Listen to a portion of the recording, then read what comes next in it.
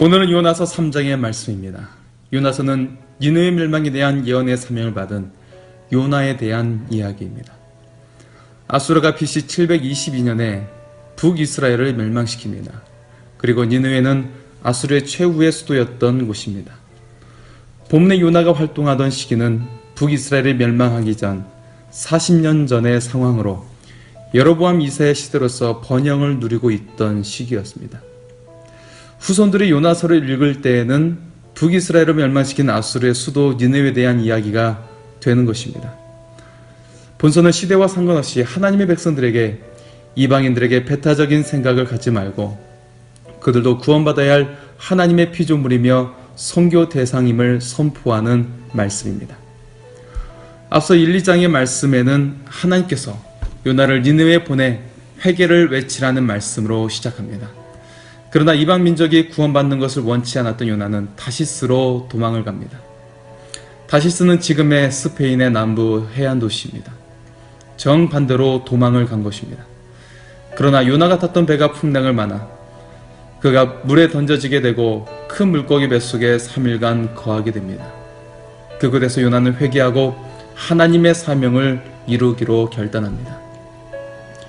요나서가 논쟁이 되는 부분이 바로 여기입니다. 이런 내용으로 인해 전설이나 또 비유가 되는 건 아니냐, 그리고 풍유적 내용이냐, 실제 역사적 내용이냐라는 의견들이 있습니다. 그러나 요나는 1인칭 시점으로 본설을 기술하고 있습니다.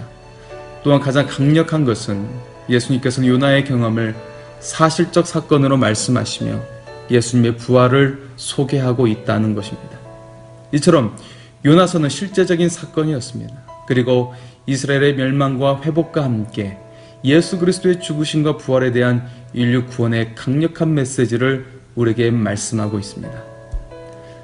하나님께서 요나에게 두 번째로 사명을 주시며 니느웨로 가서 선포하라고 명령하고 계십니다. 요나의 메시지는 니느웨 성읍의 죄악이 극악하여 하나님께 상달되었다는 내용입니다. 첫 번째 하나님의 명령에 불순종했던 요나가 두 번째 명령 앞에 순종했습니다. 모든 만물을 주관하시는 하나님의 주권 앞에 요나가 굴복한 것입니다. 니느웨는 3일 길을 걸어야 할 정도로 규모가 큰 도시입니다. 성읍은 그 둘레가 약 96km에 달했고 성벽 위로 세대의 마차가 나란히 달릴 수 있을 정도로 큰 성벽을 가지고 있었습니다.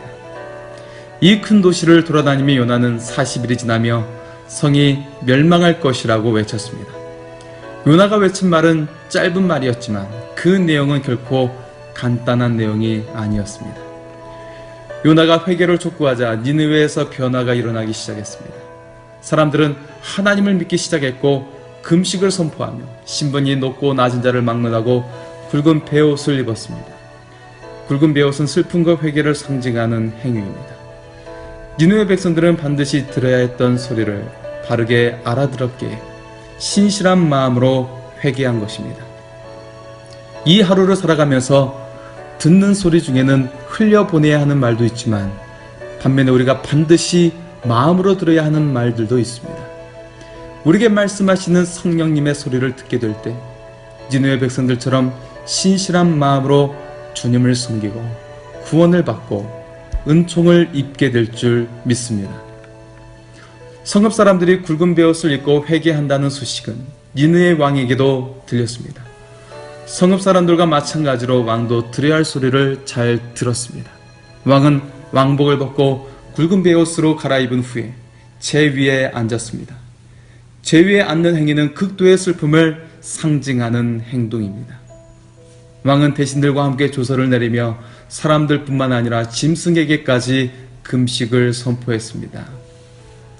짐승에게 어떤 인격적인 생각을 했던 것이 아니라 짐승까지도 금식을 선포할 정도로 슬픔이 컸다는 것입니다. 왕은 크고 작은 모든 죄로부터 돌이키라고 명령했습니다. 왕의 명령에 따라 백성들은 회개 자리로 나아갔고 하나님께서는 니느웨를 멸망하시겠다는 뜻을 돌이키게 되셨습니다. 10절의 말씀입니다. 하나님이 그들의 행한 것, 곧 그 악한 길에서 돌이켜 떠난 것을 보시고 하나님이 뜻을 돌이키사 그들에게 내리라고 말씀하신 재앙을 내리지 아니하시니라. 하나님의 진노를 돌이키게 하는 유일한 길은 온전한 회개입니다. 들으면서 끝나는 것이 아니라 듣고 돌이키는 것입니다. 가던 길에서 방향을 돌려야 합니다. 오늘 우리가 나 자신이 주인이 되었던 것을 용서받고 하나님의 말씀을 떠나 살았던 것을 용서받을 수 있기를 원합니다. 또 아무리 내가 싫어하는 사람이 있다 할지라도 그들 또한 구원받아야 할 대상으로 말씀하시는 하나님의 말씀에 순종하여 복음을 증거할 수 있기를 원합니다. 이것이 바로 하나님의 뜻입니다. 하나님의 뜻을 행하는 자에게 더 큰 은혜를 부어주실 줄 믿습니다. 하나님께서 여러분을 사랑하십니다.